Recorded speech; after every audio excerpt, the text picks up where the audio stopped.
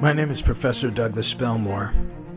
I've taught English in higher education for 3 decades in California, Arizona, New Mexico, and South Korea. I've always stood by the belief that unrestricted access to universal human truths should form the core of all learning. I believe freedom itself rests upon the preservation and nourishment of young minds. And as a lifelong teacher, I've done everything in my power to protect this fundamental ideal. Recently, I was fired from my post for standing up for what is right. For many years, I was growing steadily more disenchanted as I watched a creeping shadow over my profession that appeared to contradict everything I believed in. Eternal truths became open to debate, and eventually were no longer accepted. Facts became subjective. Countless young lives were being squandered and destroyed before my eyes as they drank in these distortions of reason. There was no way this was happening by accident, and my soul could not rest until I found out who was behind it. And why. I was shocked at what I learned, but not surprised. I discovered the world was in the firm grip of a malevolent global criminal enterprise that had gone undetected because regular people could not comprehend that governments and the media could be infiltrated to that extent. We didn't believe a criminal gang could be large enough to get away with the heist of an entire world's economy, or collapse whole nations into a state of starvation, war, and death. But today, unexpectedly, the tide has turned. It appears good elements in the upper power systems of our world have begun an unprecedented cleanup operation to push back the advance of this transgenerational criminal world order. And they're in the process of restoring justice and peace to our dying planet. Over the next few years, humanity will no longer be able to ignore what is being called the Great Awakening. Events will unfold showing a reset from dark to light that will include prosecutions of high-level government and media personalities from all over the world. I chose to be on the right side of history, and I was fired for it. They may have taken my livelihood, but they'll never stop me from teaching the truth. With help from the intelligence insider known as Q, and hundreds of researchers unpicking the Great Awakening as it unfolds, get ready to step inside the Qniversity.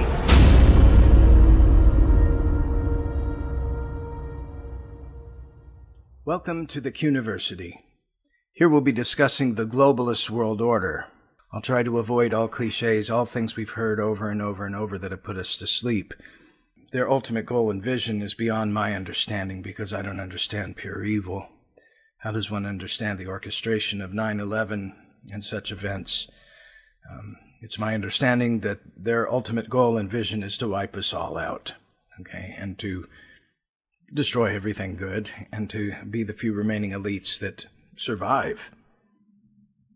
Their infiltration of the media is worth noting, and it's one of my particular favorite subjects. I love media. I love the humanities. It's been my life. I've been an English professor for 30 years, and what I love most is studying stories and plays and poems and great essays.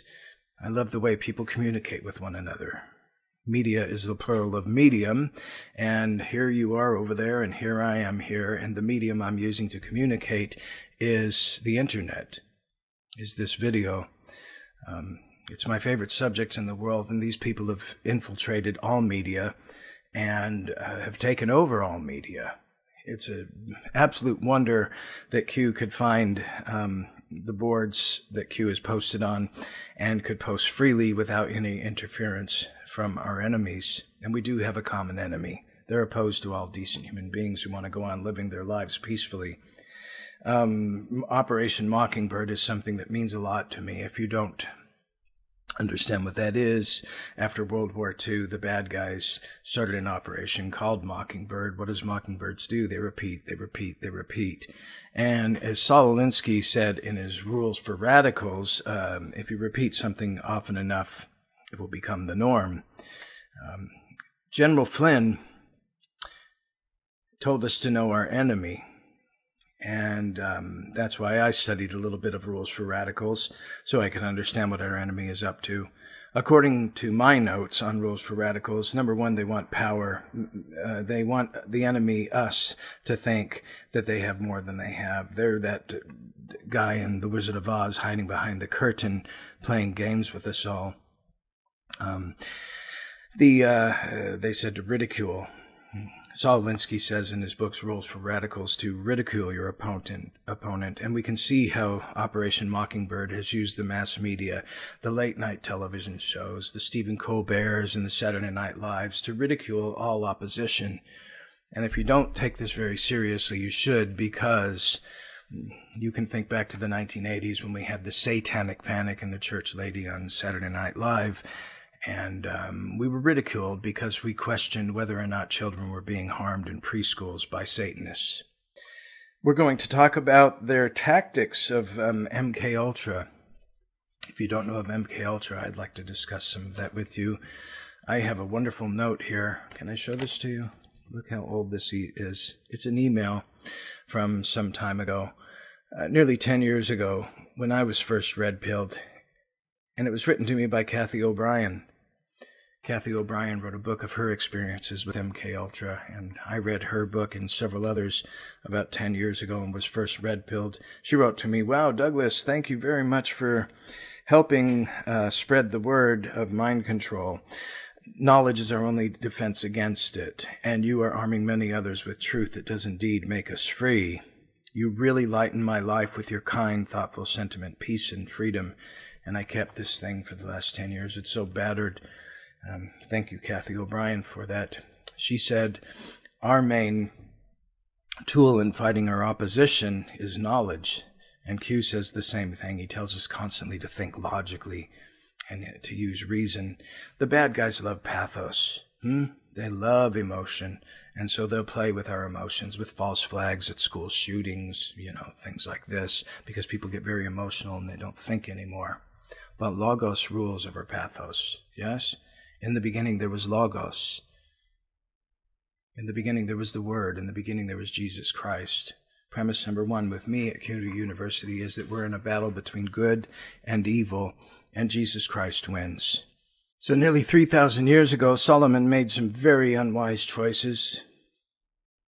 He made the unwise choice not to follow the one true God. And it humbles me to think of Solomon, because I would say to all those powerful big shots in Hollywood and on Wall Street and in Silicon Valley and all around the world, that it is appointed to a man once to die and then the judgment, the Bible says. Yeah? We live a very brief life, and the study of the humanities, if it teaches us anything, it teaches us about the brevity of life. We're here for a very short time, and then we're judged, and I believe that we're saved in the name of Jesus Christ. My enemies, our enemies, I don't think believe that. They don't fear God properly, and I think they've made very unwise choices. What does it profit a man to gain the whole world in Hollywood or in Wall Street and to lose one's soul? It doesn't at all. The CIA is our common enemy. A lot of people won't have an easy time digesting that. They won't have they'll have a difficult time understanding that the FBI and the CIA and other institutions haven't been on the side of the people. But that's what President Trump is about, and that's what Q is about. It's about cleaning house, getting the bad guys out. I was fired from my job for showing Joe M's video, The Plan to Save the World. Now, I've been teaching for 30 years at so many different colleges and universities, and I have seen some whacked material taught at colleges, whacked material, things that are absolutely irrelevant to the teaching of freshman composition, and yet they're taught. And I scratch my head, and I don't understand. People have great academic freedom in libtard academia today. And I showed that 14-minute video, and before I knew it, I was being attacked all over the media. Why? I lost my job. Why? Well, many of us who follow Q have lost family members and loved ones over Q. Because, of course, Operation Mockingbird, the mainstream media, is going to continue to attack Q and President Trump because they're terrified of him. We, the people, have to learn that the mainstream media is are the enemy of the people. They're the enemy of the people. The New York Times and the BBC and NPR and PBS and Time Magazine and the whole lot just don't mean anything to me anymore. That's a strange thing for an English professor to admit to the world, because I'm supposed to be praising the New York Times and the BBC. I would have 40 years ago. And they were corrupt then, but they're absolutely thoroughly corrupt now. And I don't see any journalism going on anymore. All I see is what Saul Alinsky called pushing an issue like hating Trump. And eventually, if you push it, Saul Alinsky says that will win. He said to pick a target, freeze it, and personalize it, and polarize it. Well, come on, how can you explain what the media is doing today? That's all they're doing, is picking on Trump and focusing on him and polarizing and nailing him. And eventually, it has to be clear to everybody that this is just a serious war that we're involved in, and the bad guys are paranoid. Q talks a lot about panic in DC, panic in Hollywood. They should be panicking because they're going to lose. And anybody who harms children routinely should lose. I showed Joe M's plan to save the world because God told me to. That's a really strange thing to admit, but it was the fall of 2019, and I thought by the end of 2019, for sure, more and more people are going to understand what Q is about. I think they do. As I talk to you now, we're in the middle of President Trump's silly circus impeachment. I'm not worried about it in the least. I haven't been watching it too closely, and the reason I'm not worried about it in the least is because I know that President Trump will win. Q is not going to be defeated. The bad guys are going to be defeated. If you look very closely at Q's plan, it can't lose. Q is 100 steps ahead of the bad guys at every turn. The bad guys own all the media. They own all the money. So what? Q owns the most powerful military intelligence the world has ever known. What would you rather have, money or intelligence? The money will run out. I've had to think very deeply about why Joe M's video, The Plan to Save the World, angered people so greatly. I know at my campus there were people that were infuriated because I showed this video to my students. My first reaction is that most of them don't follow Q. I don't highly regard most people in academia. I think most people have been promoted in academia for the same reason they've been promoted elsewhere, in Washington, D.C., etc., because they're useful idiots. The people who get ahead in life under the cabal's dictates are useful idiots. They're yes men. And that's what I've seen get ahead in education. If you're open borders, pro-open borders, we want you. If you're not, take a hike. Most of the people who were offended by Joe M's video, I think were offended because it praised President Trump, and it said that President Trump was elected for one purpose, to get rid of the cabal. This wasn't another four-year election, says Q. It's not. There's nothing normal about this past election or the coming election. This election doesn't just affect America. As George Soros just recently pointed out, the 2020 election will determine the fate of the world, the entire world.